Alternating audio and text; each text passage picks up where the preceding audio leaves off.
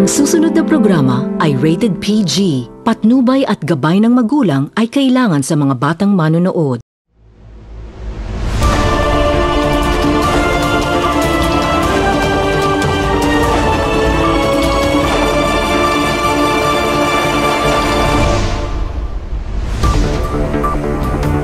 Oroqueta City, Misamis Occidental, maayong adlaw. Ilabi na katong padayon nga nagsunod ug naglantaw sa Oroqueta Community Channel. Ako si Joanne sa Rigumban Tasuda alang sa Community Update.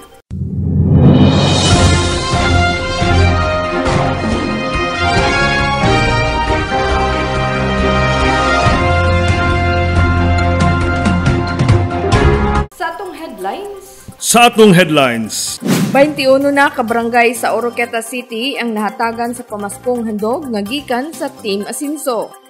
Pagpasiga sa Christmas light sa Oroqueta City, naghatag kadanag sa City Plaza nga padayong gidugok sa katawhan matag gabi.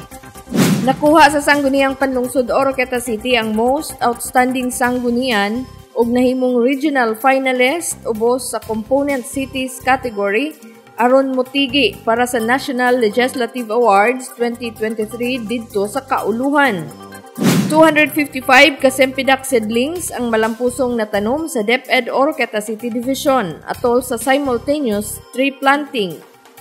Oroqueta City Health Office ug ang LG Oroqueta City commemorates World AIDS Day pinaagi sa paghatag sa lecture kalabot sa paglikay sa sakit nga HIV.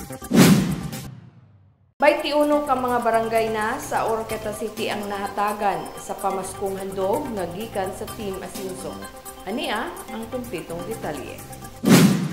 21 na ka barangay sa Oroqueta City ang nahatagan na sa pamaskong handog sugod niadtong December 12, 2023 nga gikan sa provincial government lead by Governor Henry Waminal kang 1st District Congressman Jason Almonte ug sa pagpakig-alayon sa local government unit sa Oroqueta City lead by Mayor Lemuel Merrick M. Acosta. Parte kini sa inisyatiba sa Misamis Occidental Government Program nga mao ang tinuig nga pamaskong handog nga ihatag ngadto sa pamilyang Misamisnon. Samtang usa ka manok ang gihatag usab ni Congressman Almonte para sa 1st District nga pamilya. Oroqueta City Mayor Lemuel Acosta nagpasalamat sa provincial government sa pamaskong handog nga matag tuig matilawan sa Oroquetanon. Din adunay mahanda panahon sa Noche Buena. Mao nga personal nga gihatod ni Mayor Acosta ang pamaskong handog aron usab iyang mahimamat ang katawhan matag barangay. Giklaro usab sa mayor nga tipik lamang ang pamaskong handog sa mga maayong proyekto nga gibubo ni Governor Waminal sa Dakbayan. Din ang Oroquetanon makabenepisyo sa naasoing mga proyekto sama sa hapit ng nahuman nga medical center nga didto gipahiluna sa Talaero ning Dakbayan. Free hospitalization, one family, one professional program ug uban pa. Samtang gidala sa mga chairman sa Sangguniang Kabataan matag barangay ang mensahe ni Governor Waminal aron iyang mapaabot ngadto sa katawhan ang tumong sa pamaskong handog. Bisan pa nga wala siya sa maong okasyon. Matod pa niya nga ang pamaskong handog dili lamang ang paghatag sa Christmas pack ngadto sa mga Misamisnon. Apan nagpakita usab kini sa iyang paghigugma sa katawhan nga maoy tinuod nga meaning sa Christmas kay tungod sa gugma sa labawng makagagahom dinhi kanatong mga tao iyang gihatag ang iyang bugtong anak aron kita maluwas. Samtang mapasalamaton usab ang katawhan nga midawat sa pamaskong handog. Nagpasalamat usab sila kang Governor Waminal sa pagpakita sa iyahang pagmahal ug paghandom sa katawhan bisan pa sa iyang giatubang karon nga hagit. Pag-ampo lamang ang mahatag balik sa katawhan ngadto kang Governor Waminal. Pagpasiga sa Christmas light sa Oroqueta City, naghatag kini og kadanag sa City Plaza nga padayong gidugok sa katawhan matag gabi. Ania ang kumpletong detalye. Ang Pasko na ila nga usa ka feast of light nga nagpahinumdom kanato nga si Jesus maong kahayag sa kalibutan ug ang paagi nga siya mianhi aron sa pagluwas sa mga tawo gikan sa kangitngit. Mao kini ang hinungdan ngano ang Oroqueta City Plaza nahimong usa ka festive wonderland nga adunay nindot nga mga suga o lights display, fireworks display matag semana, kalingawan, ug bisan pa ang pagbukas sa Christmas food and non-food bazaar sa City Plaza. Ang mga suga sa Pasko usa ka kasanyatian sa pangilin nga walay sama ug kini usa ka bag-o ug sayon nga kasinatian alang sa mga pamilya ug alang sa mga tawo sa tanang edad nga makasaksi sa talagsaong mga suga. Mga maanindot nga mga pasundayag sa fireworks, mamugnaong mga kalihukan ug daghan pa alang kanila sa paghimo niini nga usa ka halandumon nga kasinatian sa Pasko. Ang Light a Tree for Christmas sa Oroqueta City gilusad niadtong Huwebes, Disyembre 7, 2023 aron ipakita ang holiday spirit sa syudad. Gawas pa niining mga maanindot nga mga suga, ang mga bisita makatagamtam usab sa lamihang pagkaon human sa pagsuroy-suroy sa lugar ug pagkuha og mga picture sa matag detalye makita sa maong dapit sama sa higanting Christmas tree, floating balloons ug ang bilen. Ang kiosk nga napuno sa mga suga ug ang mga bituon nga naglibot sa plaza. Moadto lamang sa food bazaar aron makapamili usab sila sa ilang lamian nga mga pagkaon. Matud pa ni Mayor Lemuel Merrick M. Acosta, ang Light a Tree for Christmas nagtimaan sa usa ka mahinungdanon nga higayon para sa Oroqueta City nga nagsimbolo sa panaghiusa, kalig-on human nakabangon sa mga hagit sa COVID-19 pandemic ug sa dakong pagbaha nga wala nakapabag-o sa pagsaulog sa Pasko ug bag-ong tuig. Gihatagan usab niya og gibugaton ang mga tinuod nga kahulugan sa Pasko. Dili lamang mahitungod sa dekorasyon ug mga suga, kundi mahitungod kang Kristo kinsa nahimong tawo aron sa pagluwa sa kalibutan ug mao ang tinuod nga kahayag sa atong kinabuhi. Ang dakbayan sa Oroqueta, ang kauluhan sa Misamis Occidental, nahimong usa sa labing nindot nga destinasyon sa probinsya nga bisitahon panahon sa Pasko. Uban sa taas nga kadasig sa pagsaulog sa Pasko, ang syudad nagdapit sa mga bisita sa pagpatagamtam sa labing espesyal nga Pasko.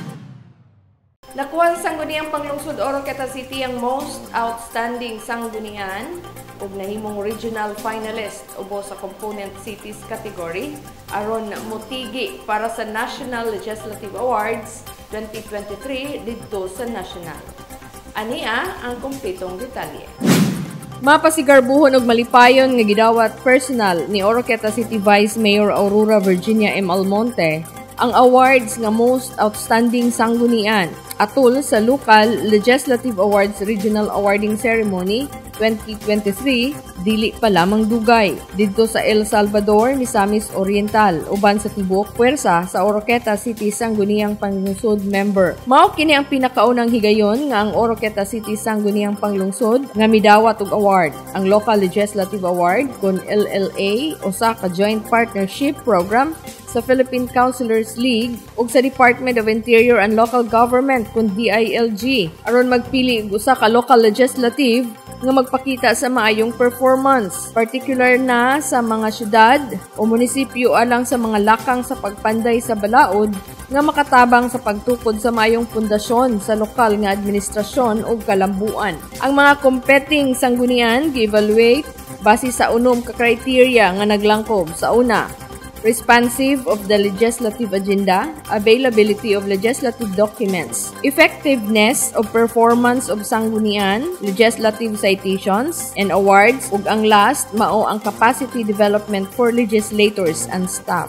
Ang mga competing sanggunian gi-evaluate base sa unom ka kriteria nga naglangkob. Sa una, responsiveness of the legislative agenda, availability of legislative documents, effectiveness of performance of sanggunian, legislative citations and awards, ug ang last mao ang capacity development for legislators and staff.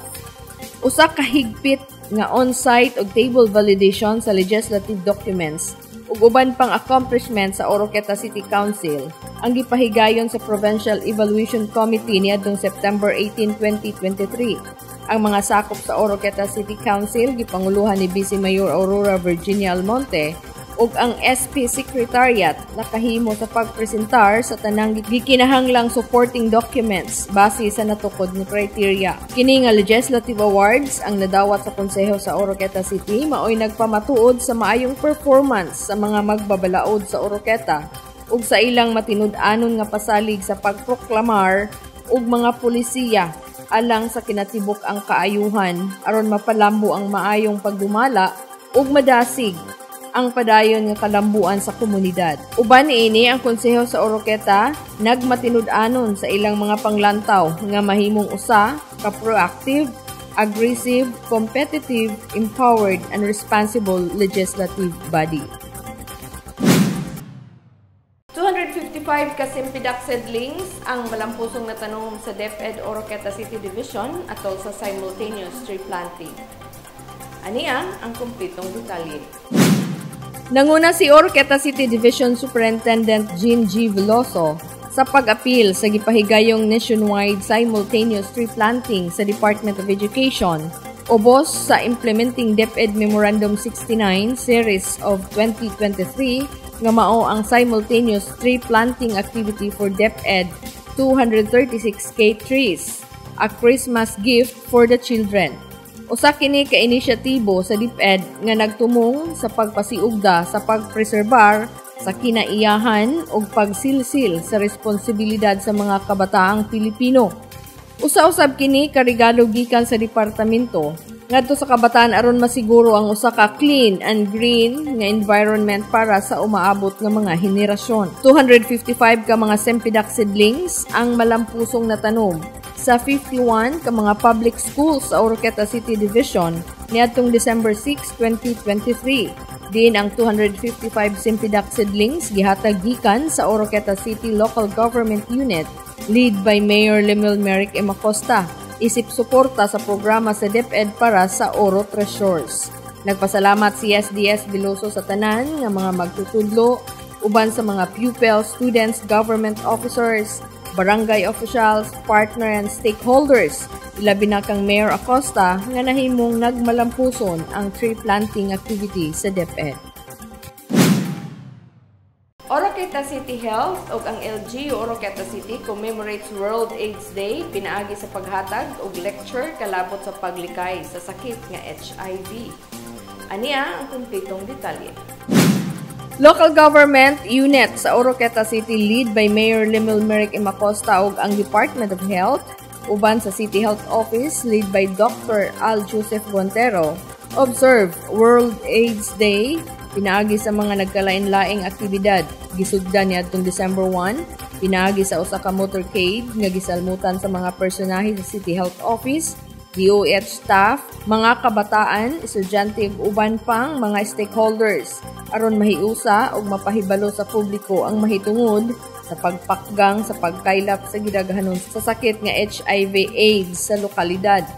December 7, naghatag ang CHO usa ka lecture ngadto sa mga estudyante sa Dior and Dion Academy, si Dr. Michelle Bonavi o Balan, ang chairman sa HIV/AIDS core team sa Mars Medical Center, ang HIV hub sa probinsya, ang nagdumala sa lecture kalabot sa HIV. Aron mapausbaw ang kahibalo sa mga estudyante may tungod sa pag-prevent ug ang pagpanambal sa sakit nga HIV and AIDS. Sa lecture ni Dr. Bone, iyang gipasabot ug gipahibalo ang mga estudyante sa insaktong impormasyon kung unsa ang mga pamaagi sa pagtakod sa HIV aron sa ingon makalikay sila sa mga posibleng hinungdan. Pinaagi niini malikayan ang pagtakod sa nahisgutang sakit. Ang tulo ka mode of transmission naglangkog sa pagpakighilawas sa infected nga tawo, sharing sa needles o blood transfusion ug ang mother to child. Mao kini ang usa ka mabdos nga usa ka HIV infected iyang mapasa ang HIV ngadto sa iyang anak. Kini lang ang tulo ka effective modes of transmission sa HIV. So there are only 3 effective modes of transmission. So you have your sex, intravenous or blood products, and then your maternal to child transmission. 4, this is the only body fluids nga na effective na naay daghan o virus, your semen, vaginal fluid, blood, and breast milk. And 5, so these are the 5 methods, effective methods to prevent HIV, abstinence, be mutually faithful, C, check your status, or effect ka ng correct condom use, D, don't do drugs, and E, educate yourselves and early detection. Pwede niya mapasa ang virus sa iyang bata while inside the tiyan, while pregnant siya, during delivery, delivery sa pagpanganak or through the breast milk pag magkasuso na ang mama. Moora na siya ang tulo ka-effective na modes of transmission of HIV. So, ang saliva, kung i-kiss, dili, okay? Because, kinahanglan ka galon na saliva para makuha niyo ang virus, okay? So, pwede na mo. So, they need, they need your hug, they need your affection, ang atong mga loved ones na na-ay HIV. So, ayaw niyo siya i-deny sa ilaha. Pahimangno ni Doc Von nga dili magkumpiyansa tungod kay walay timailhan sa tawo nga adunay HIV o AIDS. Maunang hugot nilang giengganyo ang protective sex gamit ang kondom o ang ABCDE method aron malikayan ang pagtakod sa HIV. A. Mao ang abstinence, pasabot ang paglikay sa pagpakighilawas. B. Stands for be faithful. C is for condom use. D is for don't do drugs. Ug ang E is for early diagnosis and treatment and education. Kini ang mga timailhan o symptoms sa HIV sa acute HIV infection. Mao kini ang early symptoms 2 to 4 weeks human sa first exposure. Hilanat, labad sa ulo, sore throat, chills, muscle pains, swollen glands, adunay hubag sa mga parte sa lawas, ug ang maculopapular rash o mga gagmayng pula-pula nga manurok sa lawas.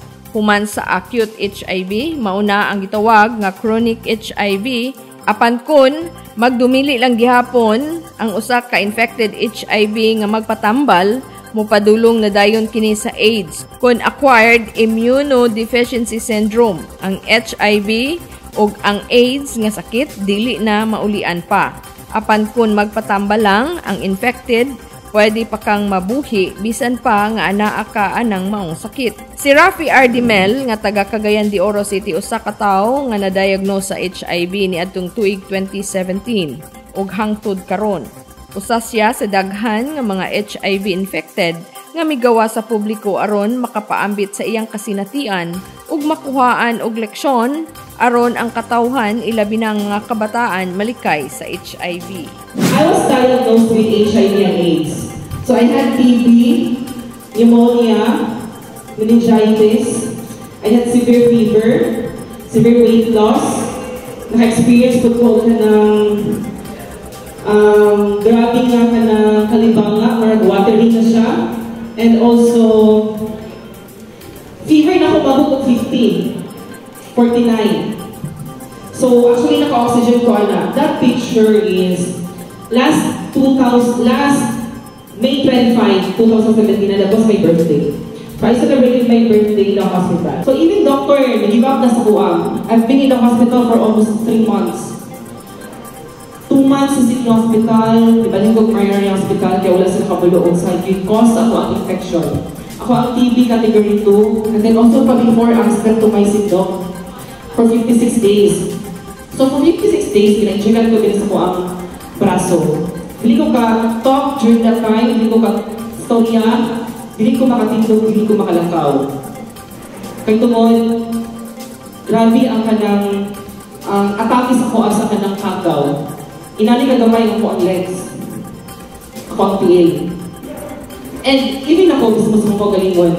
Ningon ko nga, marag din na lang din siguro ko taman. Marag din na lang din ko siguro ko taman kasi hindi ko makasurvive. Imagine for 3 months na wala kay tarong tulog, wala kay tarong kaon, and even pag-istorya din ka ka-istorya, may naka-oxygen ka. Nasa kadlong ako ng oxygen, tulong ang naking oxygen na karandag ko. Imagine. And abin ako before na kanang sa TV lang nato makita ng kanang mga ginagamit ito pagwas ng hospital lang sa katao. And na-experience din ako na siya. And kapag sa point sa ko ang life na ningan ko nga, 3 na din siguro ko tama. Matud pa ni Rafi nga nataptan siya sa HIV tungod sa iyang ginabuhat. Akseptado si Rafi nga grabe siya kabadlungon kaniadto. Tanang kahilayan iyang nahimo lakip na ang multiple sexual partner nga wala nagamit og kondom. Samtang nanarbaho siya sa kauluhan. Miuli siya balik sa Cagayan de Oro City dihang nagkasakit na si Rafi ug hangtod na diagnose siya sa HIV. Grabe ang pag-antos ni Rafi sa mga BI o rejection sa tao sa iyaha ug ang iyang inahan lamang ang nakadawat kaniya. Kalangkang gili ko sa pangkilikanan sa kong mama kong isa kong sa kong kabadamon. And ngayon ko nga, Lord, nagaylo ka na chance na mabuhi. And din ko gusto, Lord, na mamatay ko ano sa punto nga gay siya ID ko. Kaya pag once, di ba? Pag once ang isa ka member sa LGBT community mo ingon or namatay, ako sa thinking sa community o sa tao, silingan, namatay mo na siya kay HIV. Pero nag-expect ko or nagtuo ko nga, pag once ng kauli ko palay, abi na ko ma-okay na ko. Niabot sa point sa pang life na pag-uwi na ko palay, after a weeks, 2 weeks I think, I suffered stress, I suffered depression. I almost committed suicide. Why? Because of discrimination, stigma. Sa mga silingan na mo, sa kong mga relatives, no? And din pa kayo, grabe ka-educated pag-abot sa HIV. Grabe ang stigma, discrimination. Ginatago ko sa mga mama ako ang mga kutsilyo, ang mga kutsara, mga PC. Kaya gusto ko mag-suicide. And napali siya karoon, napali siya ika ng peklat sa kuwang kumot. No? Every night, grabe ang hilak na ko. Tungod, mahandong ko magawas. Kaya mahandong ko sa isulti sa kuwa sa tao. Mahandong ko, pangluod sila sa kuwa, mahandong ko, dili ko nila gulitan. Muna siya ang nasa unang. Hangtod nga misulod si Rafi sa hugpong sa adunay mga HIV diha, ni Rafi nadawat ang iyang sakit ug mipadayon siya sa iyang pagskwela.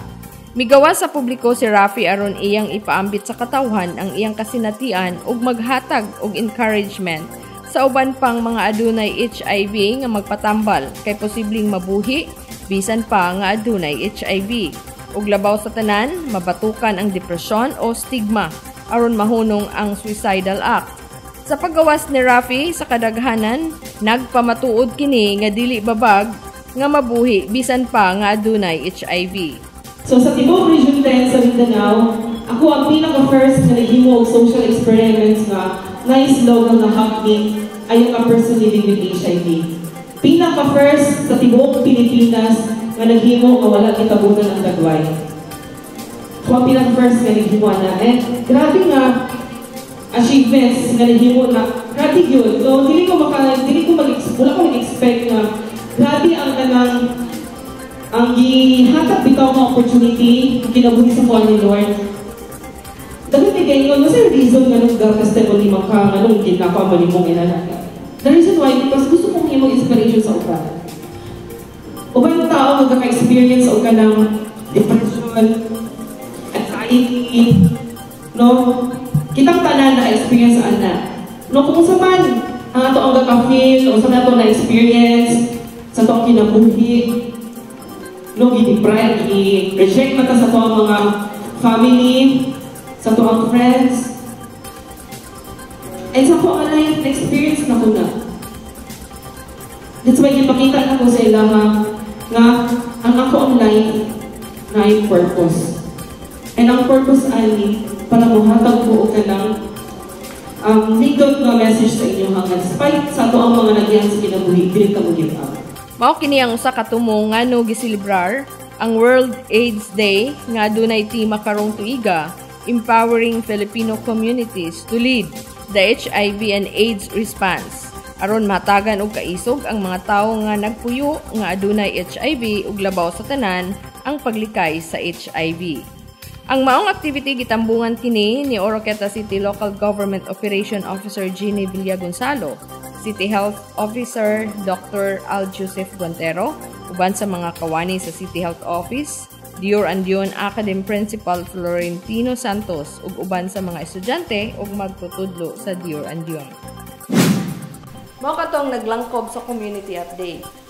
So sa dili pa nako tapuson, ako nga dakong pagpasalamat akong gustong ipaabot sa Oroqueta City Public Services Office headed by Engineer Richmond Sobong sa pagpagamit sa ilang sakyanan panahon sa pagpanghatag sa pamaskong handog sa matag barangay. Daghang kayong salamat, Engineer, o God bless. Ug hangtod sa sunod nga higayon, ako si Joanne sa Rigumban Pasuda, moingon kaninyong put God first in everything you do. God bless, Oroqueta. God bless, Misamis Occidental.